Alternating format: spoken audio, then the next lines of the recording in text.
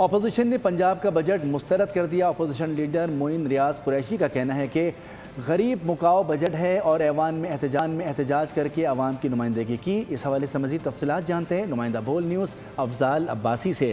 جی افضال عباسی، پنجاب کے بجٹ پر اپوزیشن کا مزید کیا موقف ہے؟ جی، حکومت نے صوبائی اسمبلی میں آج بجٹ پیش کر دیا ہے اور پنجاب حکومت کا یہ دعویٰ ہے کہ یہ سرپلس بجٹ ہے، جبکہ اپوزیشن لیڈر پنجاب اسمبلی جو ہیں معین ریاض قریشی وہ ہمارے ساتھ موجود ہیں۔ سر بتائیے گا، حکومت کا دعویٰ ہے کہ سرپلس بجٹ ہے، آپ اس بجٹ کو کیسے دیکھتے ہیں؟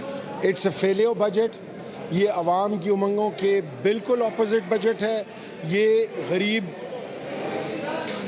غریب مکاؤ بجٹ ہے، مزدور مکاؤ بجٹ ہے۔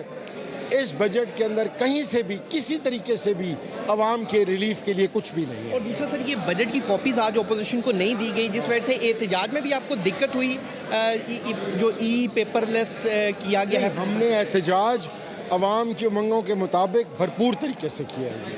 جی بالکل، اپوزیشن لیڈر معین ریاض قریشی کا کہنا ہے کہ جو بجٹ ہے وہ اسے مسترد کرتے ہیں، جبکہ جو اپوزیشن کا احتجاج ہے وہ بھرپور انداز میں انہوں نے ایوان میں کیا۔ جی